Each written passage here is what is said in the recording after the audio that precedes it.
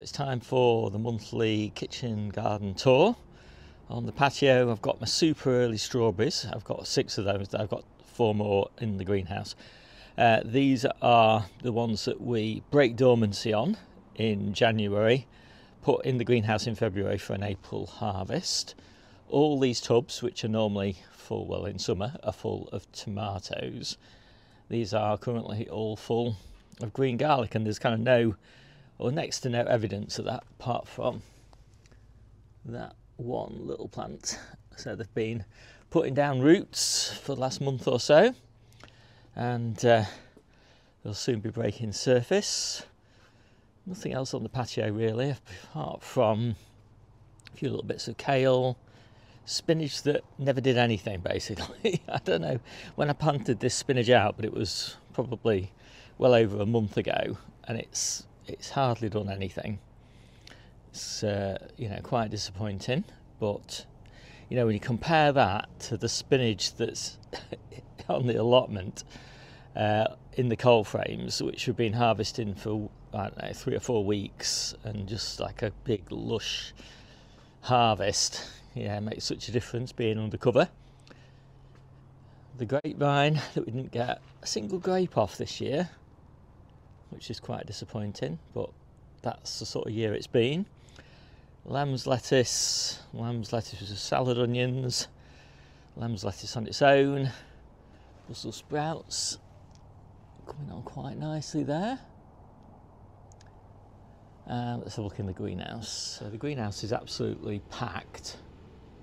I'm just actually about to do my sowing and growing guide for November, and I go through all the stuff that's in the greenhouse then, especially the stuff that's on the grow bench. So in this video I'll just quickly sort of do the highlights. So right down there we've got one of the tomato plants from summer that's left over. So this is sun gold. I've got another sun gold here and another sun gold in that corner there. And they taste okay still, but they're all splitting. I mean, sun gold always splits, but yeah, splitting quite badly, which is quite annoying. But these tumblers that I sowed in July, these are doing really nicely, so I'm not complaining really. But the taste isn't as good as sun gold, unfortunately. I've got those experimental carrots down there. They're not ready yet. These have been brilliant. So these are my experimental beet leaves and chard leaves, which have been harvesting for the salads for the last month, but they're getting a bit big now. I mean, they're still okay in the salads, but they're a bit big.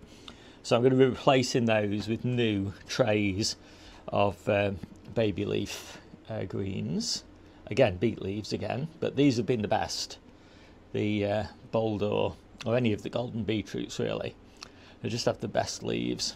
I've still, annoyingly, got beet leaf minor in here, which I don't think I've ever had beet leaf minor so late on. But I suppose that's the challenge of growing in a greenhouse. They just keep on, multiple generations. No matter how many times I seem to try and take the leaves off that have got the eggs laid in them, I always seem to miss 1 or 2. That probably just perpetuates the cycle. And I've got just the last few of my peppers down there. So let's have a look outside. A few of my red cabbages, which I've potted up so I can replant the beds. And they do really well in a pot like this, actually. They just stay really fresh all through, well into winter. And I've got probably the same again number in the polytunnel, and they last until March. So then I've got all of my berries, the raspberries, the blueberries, gooseberries and things like that. And I've just looped all the raspberry canes over, which I find is the best way to deal with them. Otherwise they get so big they get broken off. Got more lamb's lettuce in here, a little bit of claytonia here. I've got quite a lot of claytonia in the little pottage garden at the front of the house as well, And I've also got some more, what I've got in there, salad rocket in there as well. And then down here I've got my yacon, no, not my yacon, my oca. That's doing quite well. I've got some more oca and some yacon on the drive as well.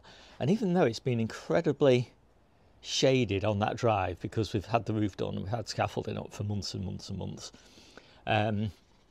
yeah, the yacon's grown really well. I've been incredibly impressed with it. So we had the first harvest last week. I'll show you the harvest actually, and you can see the yacon there. It's looking really great. So yeah, a few more sprouts, and then these are overwintered onions. So these are tough ball for a harvest in July, late June, early July. Strawberries, colettes. Actually starting to get some colettes on the stems, but loads and loads of whitefly on these. That doesn't seem to affect the actual flower sprouts, so I'm not too bothered about it. The lawn's looking quite nice, and I think I'm done. My name's Steve, this is the Seaside Kitchen Garden and Allotment channel, and I'll see you soon.